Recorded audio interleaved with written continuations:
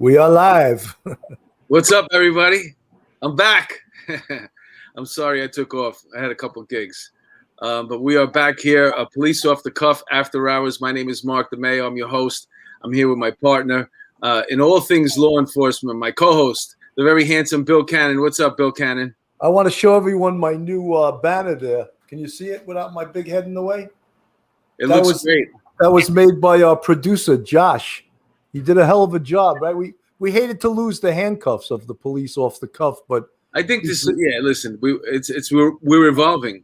I have a banner too, and I was going to put it up, but it's too big. It's too big. I think I might have to get a new apartment to fit my banner. Yeah, we got to make it big in the podcast world so you can move out of the Bronx. Okay, so listen, I'm so excited about our guest tonight. He knows all about New York City. He's the managing editor of The American Mind, a reporter and editor for the New York Post. He's an expert on all things New York and the NYPD. He's also the author of the book, The Last Days of New York. Welcome, everybody. Seth Barron, how are you? I'm great, guys. Thanks for having me on. It's a real pleasure. Seth, do you really mean that you feel that New York is seeing its last days? Well, look, the title is pretty grim, but the situation we're facing is pretty grim.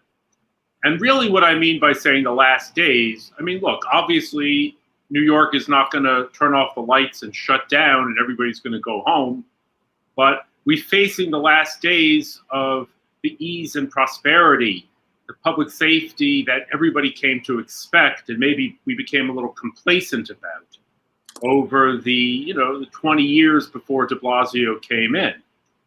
Crime was going down, tourism was up, things were going in the right direction. And now we're headed in the wrong direction.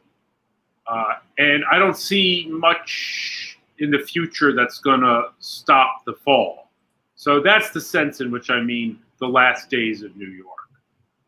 I think the change came under DeBlasio, and it's going to accelerate possibly, and things are probably going to get worse before they get better. Hey, let me ask you a question. Is this just incompetence on his part, the mayor DeBlasio? Or is he just doesn't know what he's doing, or is this a plan to? Well, and if it's a plan, what is the plan? That's a great question. Look, on one hand, DeBlasio does have a certain degree of incompetence, but I think we should be maybe thankful for that because that means they haven't been able to pursue their goals as rapidly and as effectively as they wanted. Look, when DeBlasio came into office, he came in promising to end what he called the tale of two cities, and that's the haves and the have-nots, the people with a lot of money and the people who don't have a lot of money. Naturally, New York City does have a lot of very rich people, but that's not a bug. That's a feature of the city. The fact that we have a lot of rich people means that they pay enormous amounts of taxes, far more than percentage-wise than they make, and that's what funds all the stuff that DeBlasio and his crowd love about New York City. The schools are,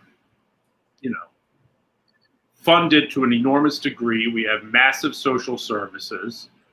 We have a pretty good police department if they're allowed to do what they do. So this was the plan, to impose equity in New York City. And Seth, let me just interrupt you for one second. Since this is a police sort of a forum, I just wanted to start with the police stuff first before we get into the schools and the financing and all that stuff. And one of the things that's very simple to us, I did almost 27 years on the NYPD, Mark did 20. We know policing. And one of the things that we know is that CompStat and the blueprint and broken windows policing, we know that works. And there's a blueprint to how to do it. He took the blueprint, ripped it up, and pissed on it. And he has no respect at all for what his predecessors did. And he took that blueprint and just basically denied that it ever existed, and he's just a progressive moron. Well, from the very beginning, he has pushed to destroy the fabric of public safety in New York City. One of the first things he did when he came in was to give up the appeal of a lawsuit of an appeal of the court finding that ended stop, question, frisk, that it declared it was unconstitutional. First thing DeBlasio did was give up that appeal, admit all the guilt, roll over, and put the NYPD under a federal monitor. Then after Daniel Pantaleo, was involved with the killing of Eric Garner, or the death of Eric Garner in Staten Island, DeBlasio made the crazy statement that he worries that his own son, who's like half black, would suffer the same fate of Eric Garner.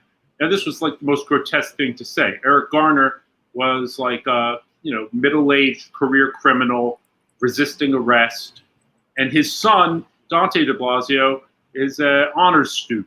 Obviously, he doesn't go around selling loose cigarettes.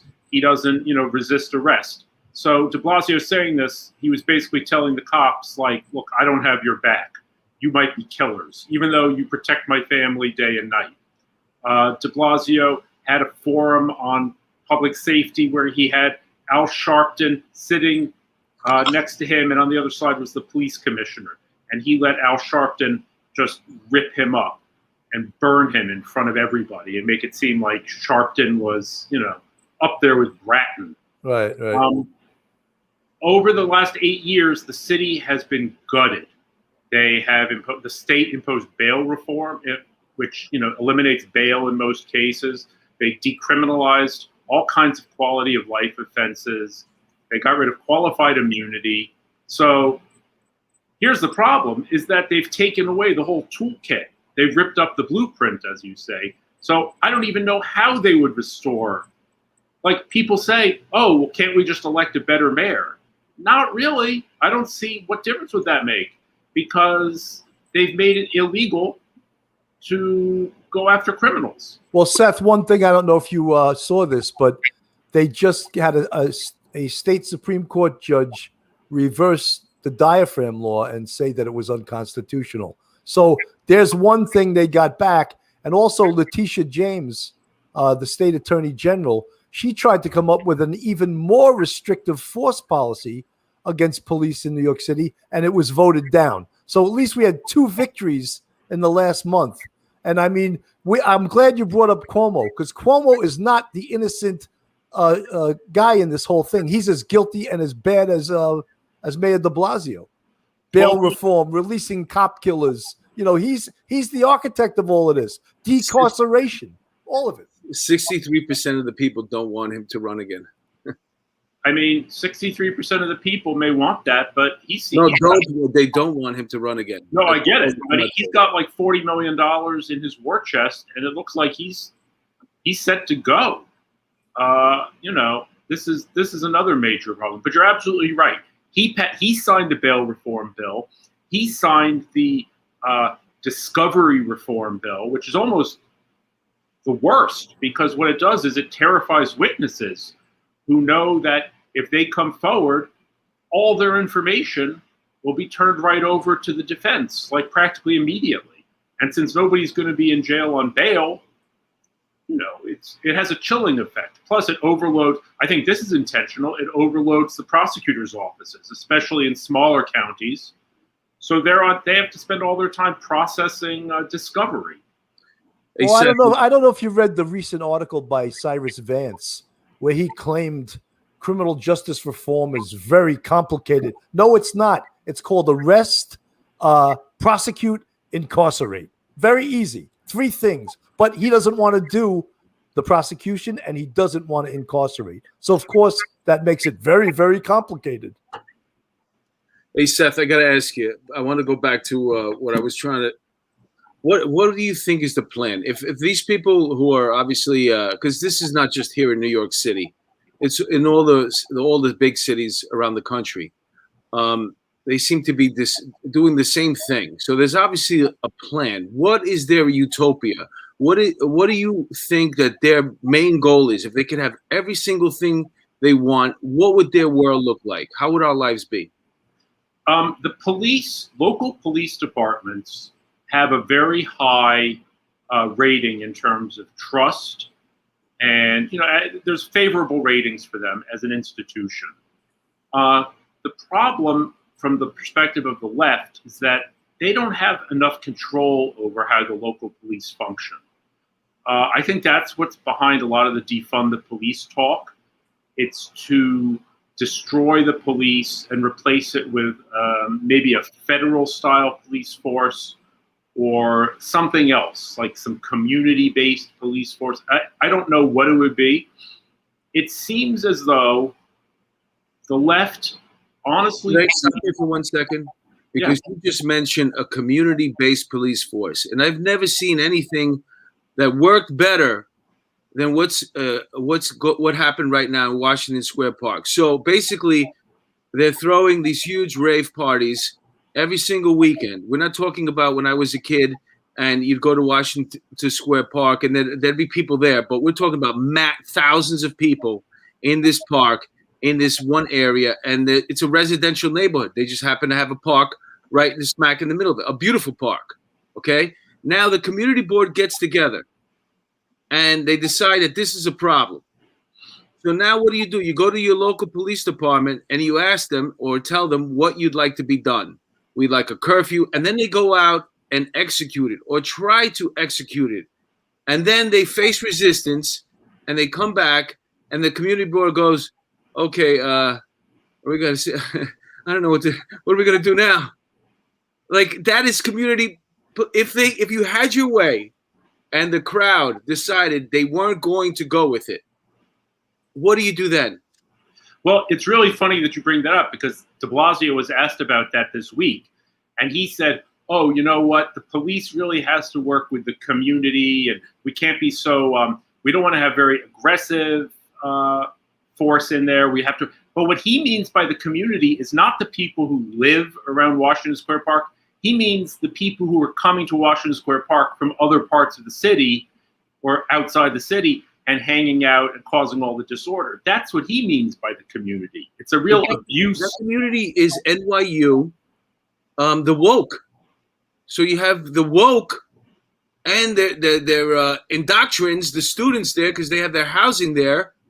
The woke and their indoctrines can't sleep at night, and they're fighting against. And they're woke up. No, it's true. They're fighting against themselves. Listen, I live right over there. And for years now, I wrote about this 2-3 years ago about how the drug dealers had taken over the entire northwest sector of the park. And I told people about this. I told the speaker of the city council, who was my councilman. And he was like, oh, really? I didn't know about that. Everybody knows about it. Everybody knows that became a total no-go zone. I went over and just sat in that area for half an hour just to observe. All the drug dealers were like, once I wasn't buying drugs, they were like, well, what the hell are you doing here? Like, they own the park. And now the entire park is going that way.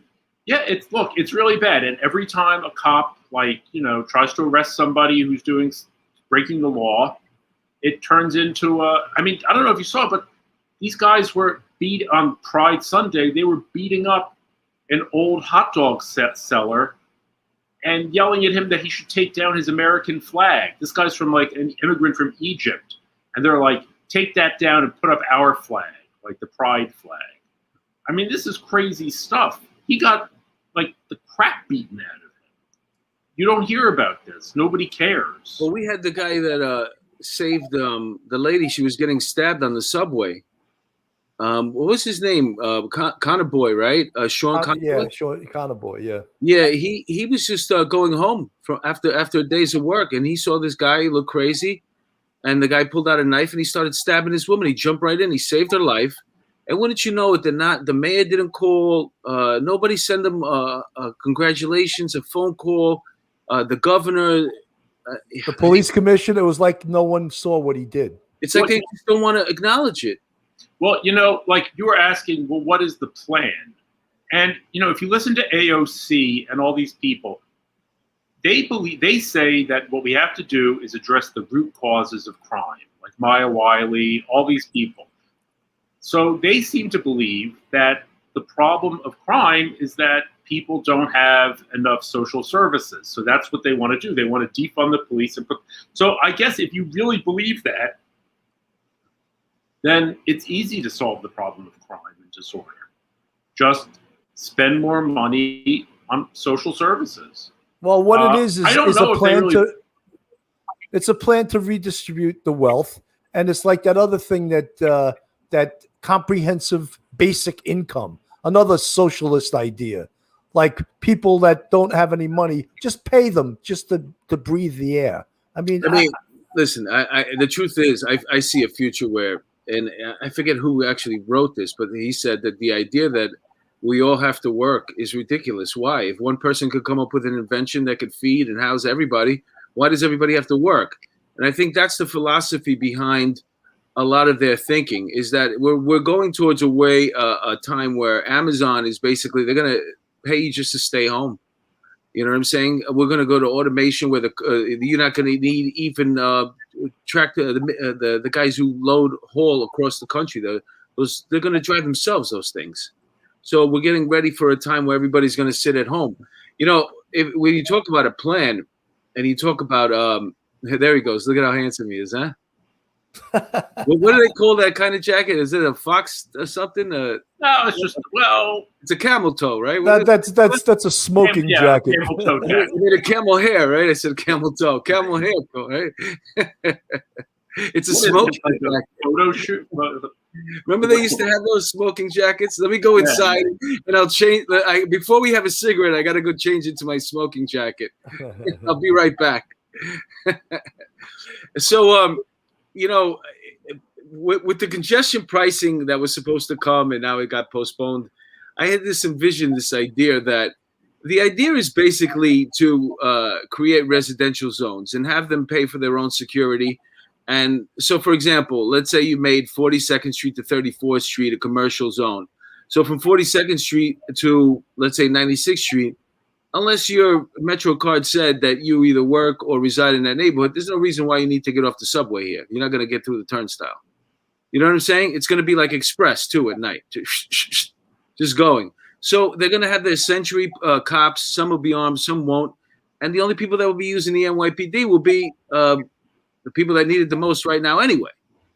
Because if you look at the city, it's broken up like that anyway. I worked in the 2-6 squad. We had Columbia University up there. They had cameras everywhere. And then that connected to the yeshiva, which was in Washington Heights. So you had really like a 50, 60 block radius that was completely covered in video cameras. You know what I'm saying? They used to call us up and hand us complete cases of burglaries and robberies with the perp identified, and sometimes even bring them in. So I think that's where I think that's what their goal is. So to make people who can afford it pay for their own security. Well, it's like the congestion pricing that, thank God, didn't go through yet. It will eventually go Jersey, through.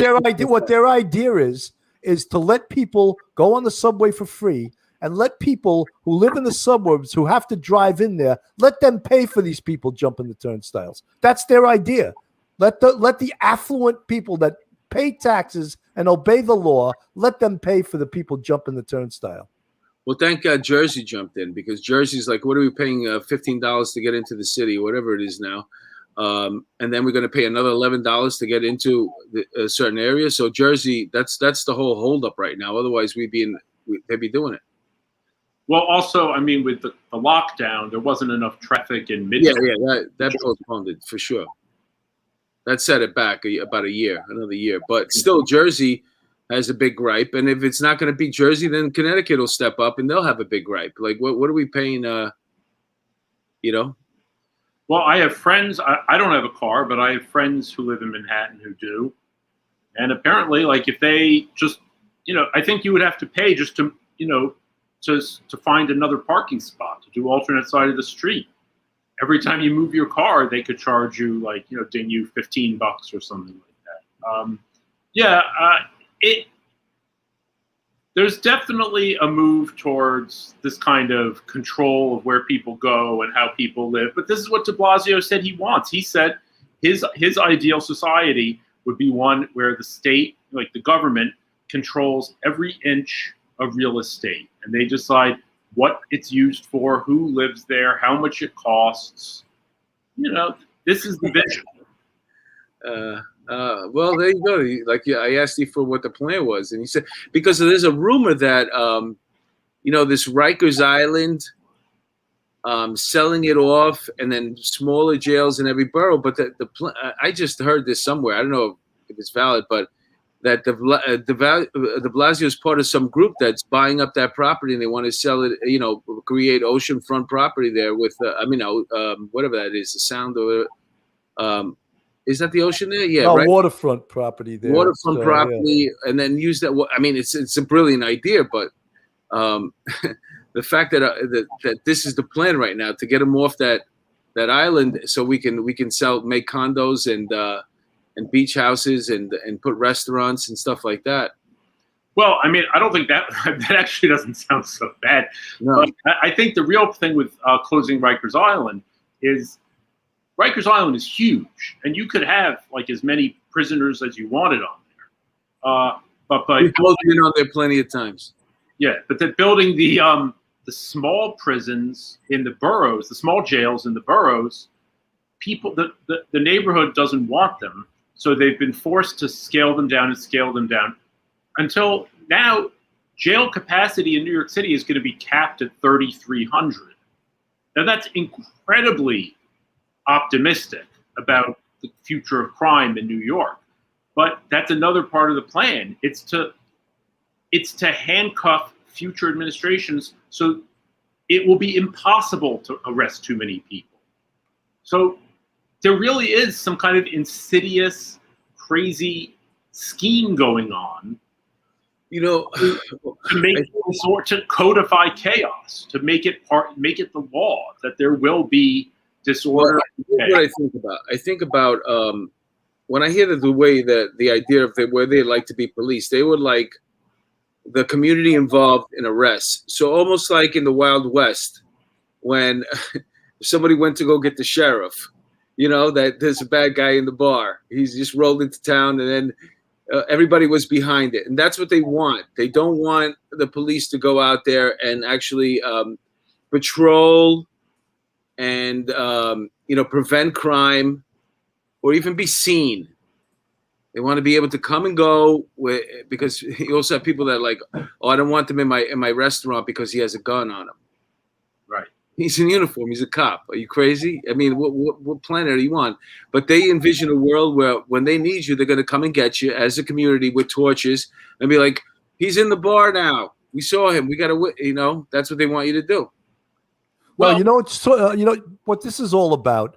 I'll tell you what it's about: decarceration, which is emptying the prisons, emptying the jails, and there's a concept called neighborhood corrections, which is absolutely ridiculous. And what that is that you're supervised in your community by correction personnel, parole, other people that work for not just parole, probation, other people that work in the corrections field. And then for the real serious ones, they have the electronic monitors, of which I found out when I was a cop, no one monitors. No one watches the electronic monitor. So when a guy goes out and shoots someone with an electronic monitor on, they could say, oh, he was outside. But it's not like someone was actually watching in real time to see where Bad Bart just went and shot somebody. You know what I mean? So it's a ridiculous system. You must have seen yesterday who the new first deputy commissioner of corrections is. Unbelievable. Former inmate. Yeah. Yeah, DeBlasio put this guy, Stanley Richards, who was the head of the Fortune Society, which, he's like one of these, he served 4 or 5 years upstate for robbery. I assumed armed robbery. I don't know. And he does, prisoner reentry and job training and that sort of thing. And now he's the first deputy commissioner for the Department of Corrections. He's going to be in charge of training of officers and setting the policy. He's going to be in charge of the new borough-based jails and how those are going to be done. He has enormous power.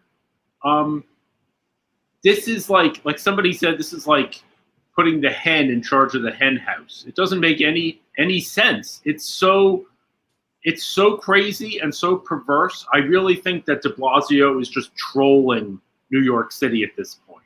He's just like, look what I can do, and nobody can stop me. I used to teach college, and I used to ask kids that. You guys all want prisoners to re-enter society. How many of you would hire a guy if you owned a business? How many would hire a robber to work for you? And most of them, and it was 99% Black and Hispanic kids. Most of them said I wouldn't. You know what I mean? But let's appoint this guy to be a deputy commissioner. It's interesting. It's totally bizarre, but yeah. Look, their idea. I mean, DeBlasio's huge idea, and he's been bringing it up every year and always pretending like it's new, is this idea of the cure violence or crisis management and having violence interrupters. And the idea, I love that. The idea of this is to hire like local people, mostly ex-gang members or like, I don't know, old ladies in the neighborhood, and they will go out there and stop violence before it starts. Now, there's no evidence that any of this works. That's the real problem. I have to disagree. I think it could work, but no way. Can I just say that down now? Could I just say how it could work, please? Yeah, go ahead. I have an idea. You ready? No. You hire a bunch of people that are willing to take punches to the face, and then when you put them, like whenever this person who's off their meds is gonna go, all he has to do is go tell somebody, say, listen, I need to punch somebody in the face right now, and they'll call a violence interrupter in, and that guy will take the punch for that poor old lady or the unsuspecting person. Did you see the lady that got jumped from behind? The guy was following her down the block. Yeah, a sex offender. Yeah. Yeah, I'm telling you, I think it could work, but you got to hire people that are willing to take, punches to the face. Yeah, you're gonna have to definitely find the right personnel. But the thing is, they've done studies, the Vera Institute or Ford Foundation. They've done these analyses where they're like, oh, well, we picked this catchment area and we removed the cops from this part of this block for 8 hours a day, and it's all these very, local, highly supervised experiments that even those had very minimal success. I mean, I think what it might do is push some of the crime to other adjoining blocks. Seth, I'm glad you brought up the point of there's no science behind it and there's no statistics that show that it works, because progressives always say, oh, we looked at the science. There is no science to this. So, but there is science to criminal justice. Arrest, prosecution, incarceration equals less crime. But that's why they have to say, that's why they have to use the word reimagining. Yeah, exactly. There's no stats on it. It's a poor idea, and there's no science behind it. So what we have to do is we have to reimagine it. And of course, there's going to be a transition period. And of course, during that time, there's going to be a lot of collateral damage, a lot of lives that could have been saved. And the city's going to lose a ton of money. Look at what happened in Times Square with that ricochet bullet hit a West Point graduate. Like, what are we doing right now? That guy who had a gun that was running, he walked into a crowd of 6 people. Okay, he just wanted to fire a round off.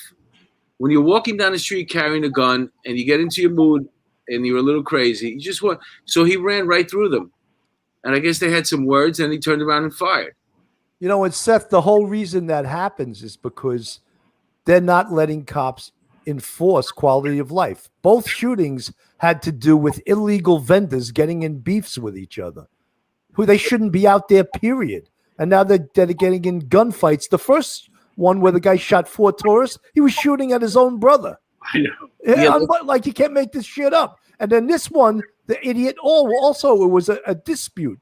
And DeBlasio's idea is I'm going to just fill Times Square with cops. Guess what? You could put 100 scarecrows in the field with corn, and the crows figure out that they're not real because they're not doing anything. And that's what the effect is of having cops just omnipresence and not interacting. Nothing. They do nothing.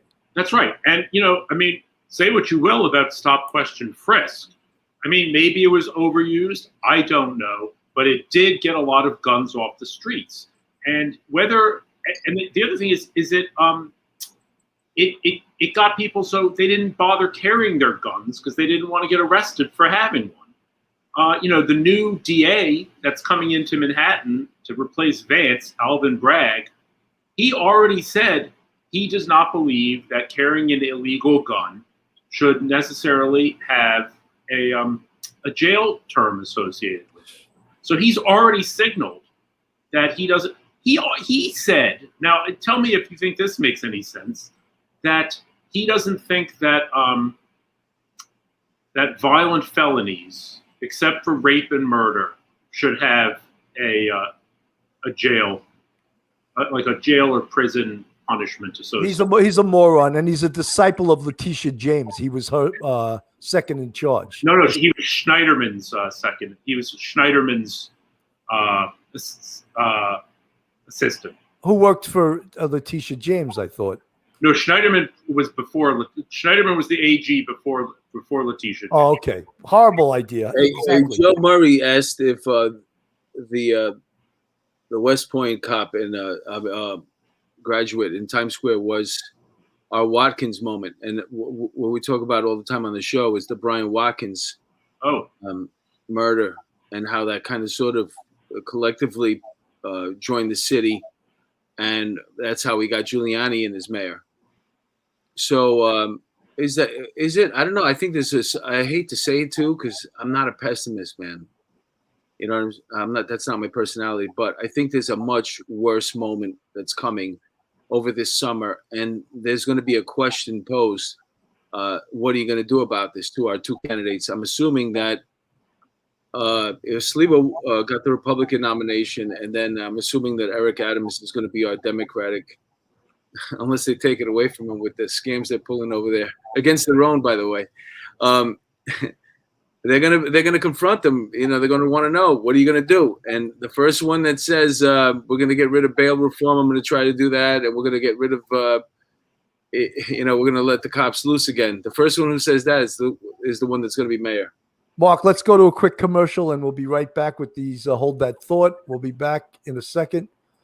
Folks, if you're getting sick and tired of the Northeast, the high taxes, New York City, crime, the sickening mayor, and probably another sickening one coming right after him, Carol Waters sells real estate down in Myrtle Beach, South Carolina. She's a former New Yorker. She used to be a bartender at Fitzpatrick's Hotel in Midtown. Her husband, Rob Main, was on the NYPD. He rolled over to the FDNY. Together, they're a team selling real estate down in Myrtle Beach, South Carolina. If you're looking even to get a vacation home or buy a condo or a home, give Carol Waters a call, 914-261-6681, or you can email her at carolwaterssellsmb@gmail.com. They're doing a hell of a job down there. We recommend them very highly, and there are realtors down in Myrtle Beach, South Carolina. Hey, listen, I hope this never happens to you. I hope you don't get in trouble and need a lawyer, but if you do, you might want to call Joe Murray. He's a frequent guest on the show. He's been on plenty of times. He's a retired NYPD, and he's also an attorney.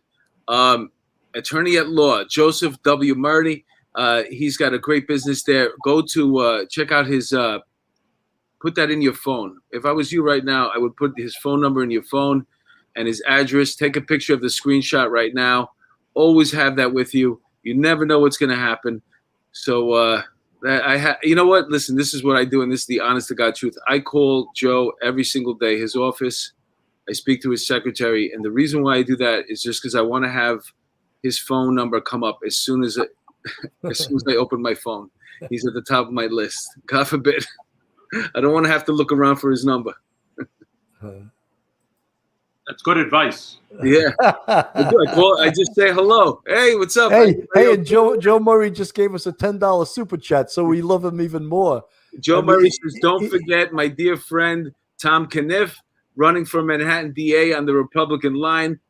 He's been getting out traction, particularly in the Upper West Side. So that's good. Yep. I would love to see it, but it's a tough road for a Republican to win in this town. You know. Now that you brought that up, Bill, what do you think? Do you think Curtis Lewa has a shot? No. Not you. I'm asking our guest. Well, his name is Seth. You said, hey, Bill. Oh, do I think Curtis Lewa has a shot? I agree. No, I don't. I think it's look, I like Curtis Lewa. He's a bit of a character. He's a New York institution. People know who he is, but I don't think he's really considered mayor material, and I just don't see it happening. Remember I said this. He's going to win. Yeah. Okay. Remember I said it. I hope you're right. He's New York's Donald Trump, man. Nobody thought he was going to win either. This guy's Bill Ryan, thank you for that $5 super chat. Another thing we want to segue into, and I know you mentioned this, it's chapter 6 of your book, Nowhere to Go. Look at what DeBlasio's done with the homeless. Let's talk about that. Well, what's interesting about that is that he's more than doubled the budget for homeless services. But the homeless problem is about as bad as it's ever been, if not worse. Now, I mean, most of the people who are homeless are like, what they call the family homeless. And these are single mothers with like kids who, basically maybe their mother kicked them out eventually and they have nowhere to go. So they're given, that's where a lot of the money goes, to shelter people like that. The problem is that we have thousands of street homeless. And these are people who, we all know who they are. They are beset with mental illness largely. A lot of them have very serious mental illness and it's untreated. And while not every seriously mentally ill person is violent, a lot of street violence is committed by the seriously mentally ill. Hey, could I jump in here for a second? Yeah. So here's the problem with these DATs and not putting people through the system, okay? And it starts with this. Every single time you make an arrest, that person is going to be asked at least 5 times during the arrest processing, how you feeling? Are you okay? What medications are you on? And guess what happens? If you're schizophrenic and you don't have your medicine, you might mention it 1 time during the 5 times, and you're going to go see a nurse throughout the way too, before you get, go to actually wind up in Rikers Island. So you're going to get your meds. And these people are not going through the system anymore. Nobody's asking them, when was the last time you took your meds? So you have all these people that are out there, they're not going through the system, and they're not getting their meds. And that's why they're freaking out. Sounds right. I mean, also the thing is, New York State has a very robust law called Kendra's Law, like assisted outpatient treatment, where they can, use the power of the courts to require that people stay consistent with their treatment, that they, take their medicine and go to therapy or whatever. And this has been proven to be a cost-effective method of getting people to comply with treatment. And it reduces violence, it reduces all kinds of things, but it requires a certain degree of compulsion. And DeBlasio and the other radical civil libertarians don't want to force anyone to do anything. So if you listen to DeBlasio, all they talk about is, it takes hundreds of encounters to get someone to accept services. So, what the hell kind of city is that? We just have people rotting, lying in their own filth. And Seth, what was his wife's qualifications to head the mental illness program for the whole city? And with that Thrive New York program, blow through $1 billion. What were her qualifications for that? I think she's participated in a lot of group consciousness sessions, and she's probably been to therapy, and she likes to talk about things, and she likes therapy. Yeah, look, the Thrive program, the whole emphasis was on mental wellness, helping your average New Yorker, who feels nervous or anxious, to deal with it. But that's not the problem. That's not the real problem in New York City. It's an easier problem to address because, frankly, who wants to address the problem of a raving schizophrenic who thinks he's God and is eating his own filth on the streets? It's a very stubborn problem. It's much easier to set as your goal. You know what's funny is I didn't like the way they used to handle it before. And before it was, I don't know if you ever saw the movie with Will Smith and he's got his son and he becomes a Wall Street guy, a finance guy, but they have to stand in line every day to get their bed for the night.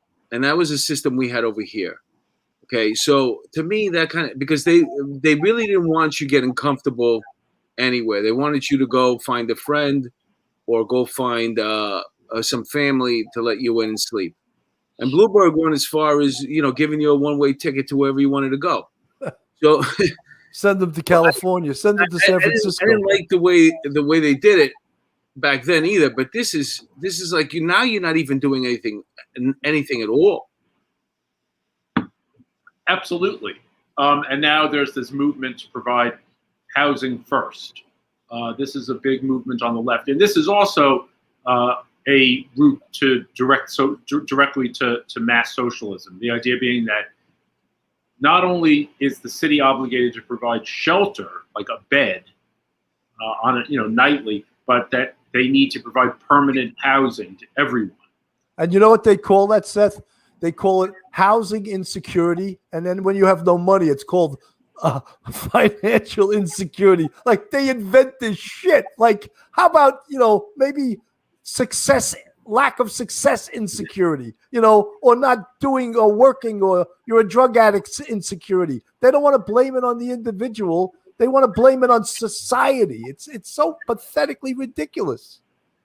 Yeah, and what's the sad part is that, I hate New York City winters, but it's kind of sort of saves us in a way with encampments.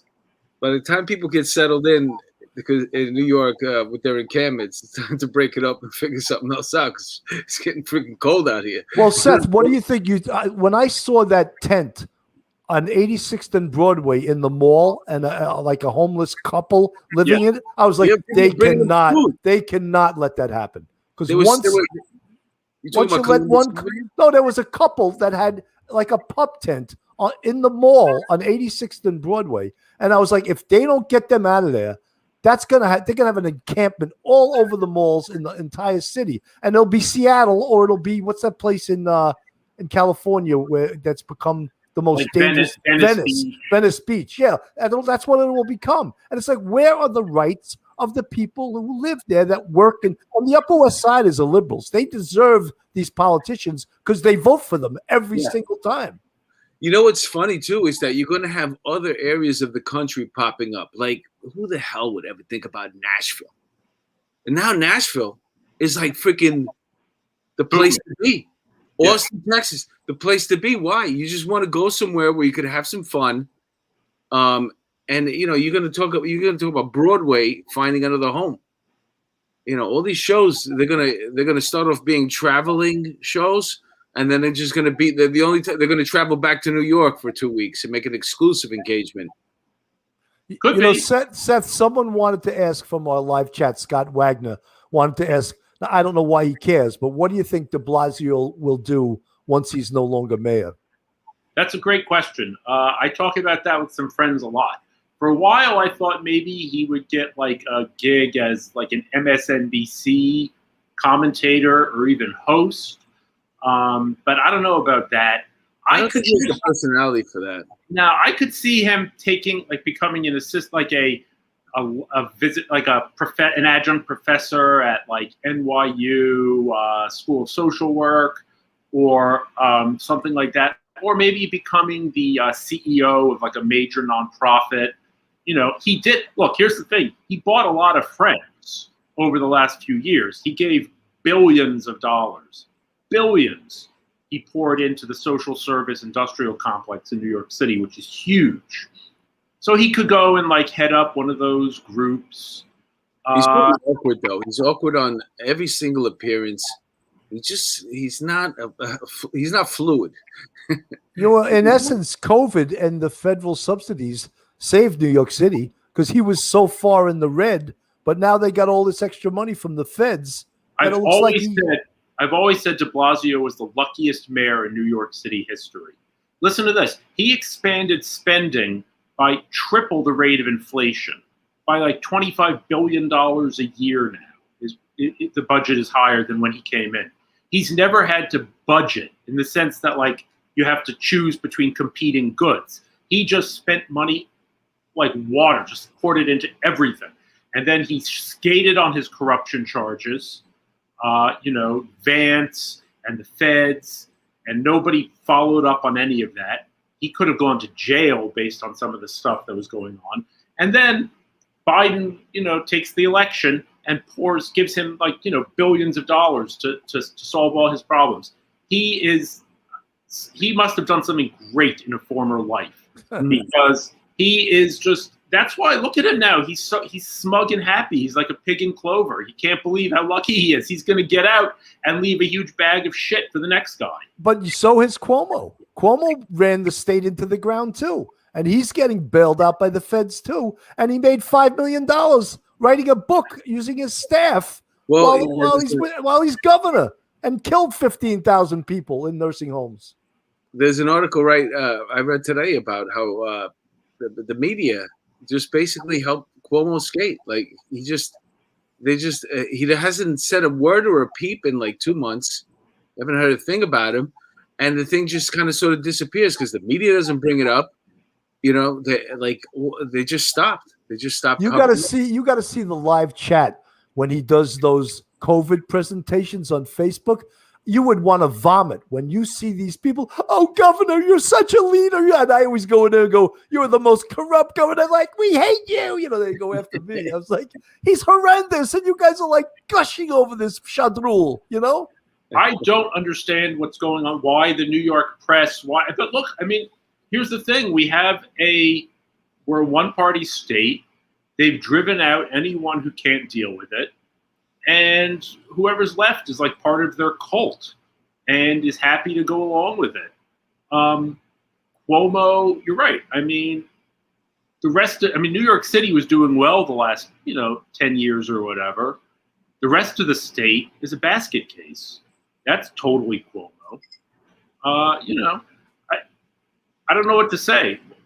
Unless New York wakes up. You know what a really serious problem is a cop taking a free cup of coffee. As Cuomo makes $5 million at work writing a book, but that cop that took that cup of coffee, hang that guy. Yeah. The fact that the recent attorney general election, when Tish James came in, she and the other candidates, all they talked about was how they were going to go after Trump. Now, whether or not the Trump organization had some, fishy business, like any business, nobody looked at it before he became president. So if you're saying that I'm going to go after the books just because we don't like him politically, that's what you get in third world countries. Well, look at what you're doing to him, though, because I saw something today where they already anticipated they're not going to go after him or his son or his son-in-law, but anybody who does business with him runs the risk of going.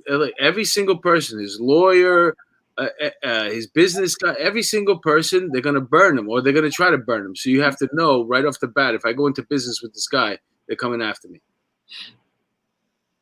Sounds right. They're going after his former CFO, that guy Weisenberg.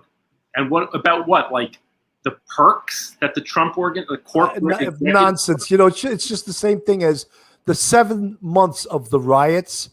The FBI, for some reason, couldn't see that Antifa and Black Lives Matter were like terrorist organizations. Yeah. No investigation. In fact, everyone on the left calls those things peaceful demonstrations. The only people that call them riots are the people on the right. Yeah, and real peaceful demonstrators don't do billions of dollars in damages. Right. Can you imagine the negotiations that were going down just to get this guy to be able to walk in on his own with his lawyer at 6 o'clock in the morning?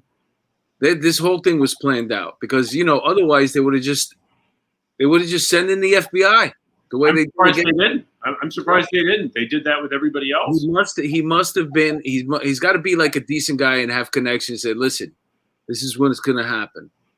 And then they go. Then they started to go. You come in, and then you got to do the perp walk, but we'll make it quick. Like it's so funny. Like it's. I don't know how the FBI was asleep during all those riots. They didn't take a single case on Antifa.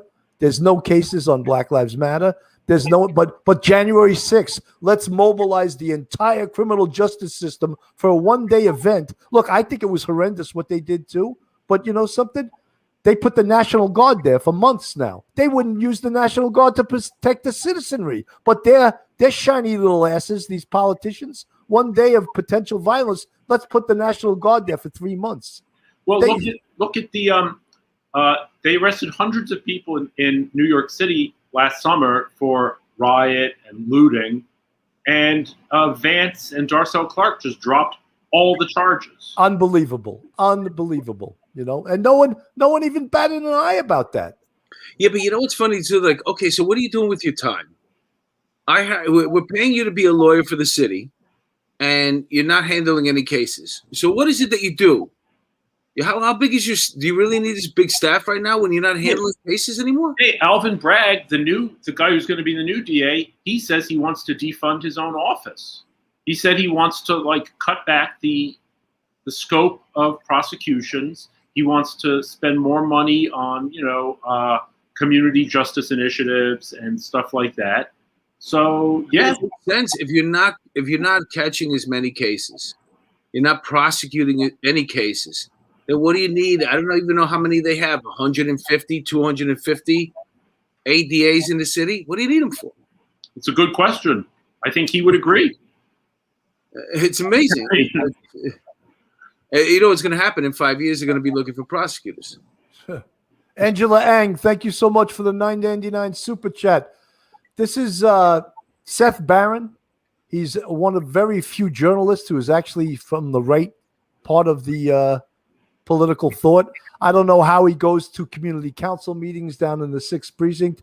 He must wear a football helmet and other body armor to go to those things. I can imagine if you get up and speak, people just must boo the shit out of you at those meetings.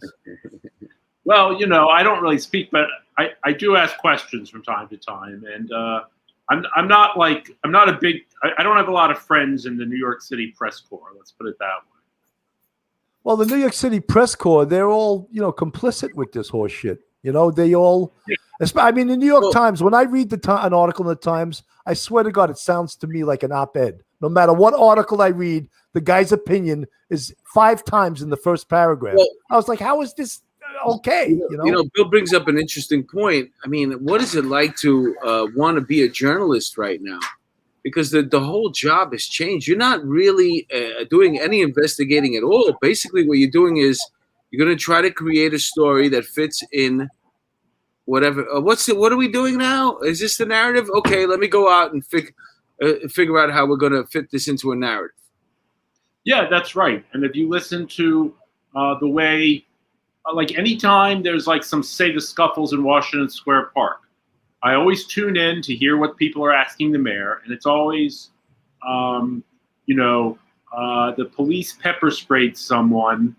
Why would you allow this to happen? What are you going to do? Are you going to, see that the officer faces consequences for this? That's the angle that they always take.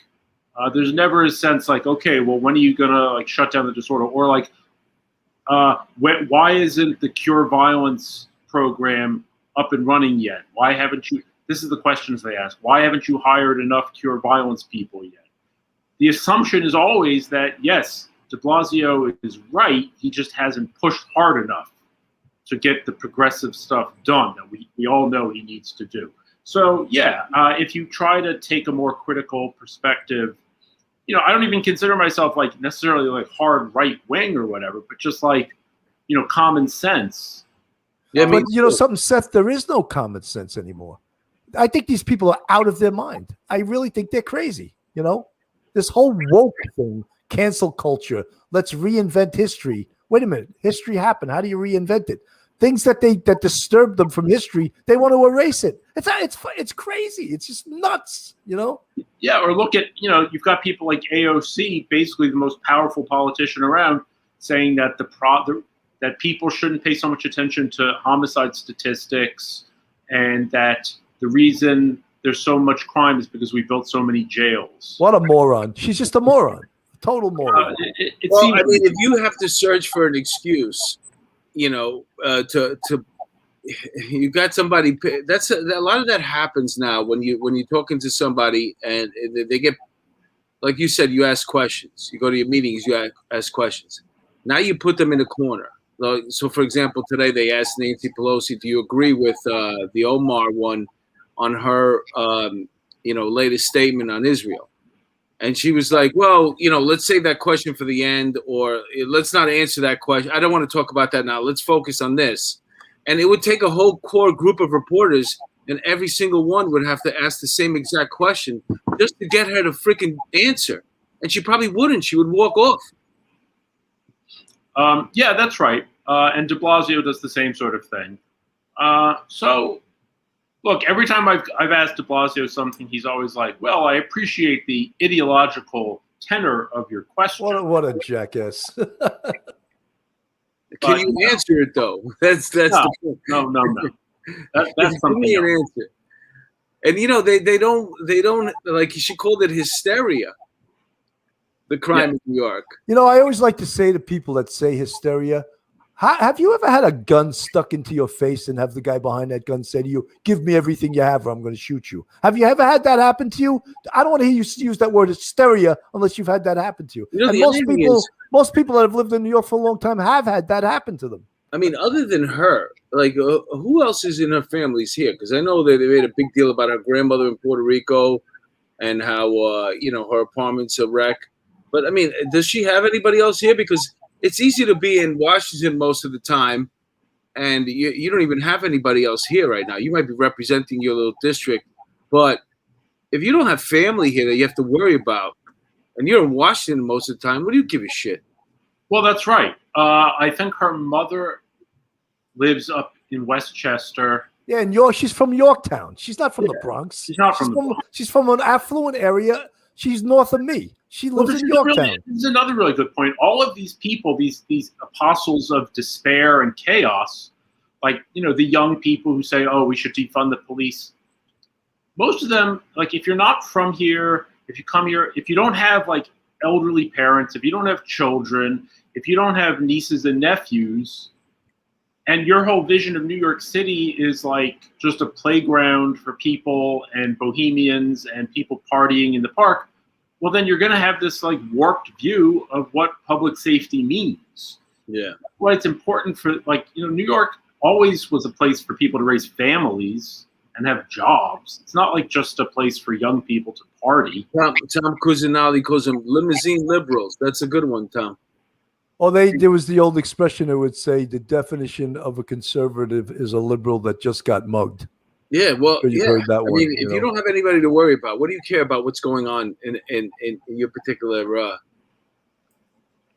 well, there was another point I wanted to bring up. Now I just forget. Well, Mark, we are at 58 minutes, so I think we need to start saying our goodbyes. Well, why don't we thank everybody who tuned in tonight? Austin Spriggs, 12-Step Woman, MC Audio. Lieutenant Pranzo, the Harlem Raiders, Scott Wagner, thank you so much. All you guys that gave us, Angela Eng, Super Chat people. Of course, the great attorney, Joe Murray, hit us up with 2 $9.99 Super Chats. Lieutenant Pranzo. Diane B. We have, we got so many fans that keep coming back, and these shows are getting unbelievable. Our website is almost done. We have our Patreon if you want to join. And anyone that's not subscribed to us on YouTube, please hit that button, subscribe, give us a thumbs up. We're pushing 4,000 subscribers. We're at 38 something now. We need more subscribers. We need you housewives that are sitting home eating one of those Entenmann cakes with the almonds on it with your coffee. Join. Penny Sue, Black Rose 11, Diane B. Also, too, we have a Patreon. If you really, really enjoy the show and you want to help out and you want to support us, please check out our Patreon. Bill and I put up exclusive content. You help us out with the production of the show, help it keep it moving on. There's a lot of big things happening. Like Bill mentioned, the website that's coming up. We're going to have a merch page, a resource page. My book. Don't forget my book. I'll put your book. I'll put your book on the screen right now. Listen. I see a lot of people on the chat here saying what a great guest tonight. So Seth Barron has a book. It's called The Last Days of New York. And as you can see, he has an opinion and he knows the real deal. He's not pulling any punches. And I'm going to pick up the book. I recommend you do as well. Seth, on Amazon.com, you can pick the book. Just put in The Last Days in New York. I looked it up. I put an order in. Seth Barron. Nice. And it's an easy read. I didn't get the chance to read the whole thing. I started to read it. We have so many guests. Sometimes I do 4 shows a week, and when people have a book, I just can't read every single book. But I try. If I don't read it before the show, I'll try to read it afterwards. But I pretty much agree with every damn thing you say. So it's almost like I wrote it to be a fun read. Yeah, no, it's an when easy you say read. It's an easy read, do you mean the letters are big? They use the big letters? He uses small words and big letters. Yeah. Seth, you have to come back another time. We'd love to have you back on. Oh, that'd be great. And great. It's good to have some like-minded people that live in New York City, and it's just crazy who they keep electing. It's just nuts. It just doesn't. Look, in a couple of years, I think I'm moving down to Florida to run DeSantis land. Who won the Manhattan or is in the lead in the Manhattan DA primary? Alvin Bragg. He's going to be the Democratic representative. What happened to Crowley? She only got 4%. Crowley, yeah, she didn't do well at all. No, only got 4%. And the other one that had a lot of money behind her, she came in second, but not by that. Weinstein. Yeah, it wasn't that much though, right? She got like 30%. He got like 34%. But is it the race over, or with this? No, this is different. This is a state race, so it's over. There's no ranked choice. Yeah, that's another crazy thing. That ranked choice thing is really nuts. I don't even know. I don't know what the hell it is. You pick the first candidate, second, third, fourth, and fifth. And then they somehow tally. It's nuts. It's just crazy. Yeah, but I think what they do is most people they assume are going to go in there and just pick one candidate, and that screws you up. If you're the person that just goes in there and doesn't follow the rank thing, so what you have to do is the person that you think might come in second, you got to put them fifth. That's how you use it. You put your guy first, and the person that you assume might come in second, you put him fifth. Thank you. Hey, we just had Duty Ron hit us with a $10 super chat, and Joe Murray, 20 more bucks. Tom Kniff from Manhattan DA. Hey, we're rooting for him. We're rooting for anyone that is pro law enforcement, anti-defund the police, and pro carceration, not decarceration. I'm with you. Yeah. Well, I think we should wrap it up here, Bill. What do you think? I want to say goodnight. And Seth, thank you so much for coming on. And we'll be in touch. I got your number. And stay out of Washington Square Park. I'll try. Thank you guys so much for tuning in. Don't forget, The Last Days of New York. Check if you want to get a copy, go to Amazon.com. And don't forget to check out, look forward to our website and check out our Patreon. On behalf of Police Off the Cuff, I just want to say thank you so much for tuning in. Good night, everybody.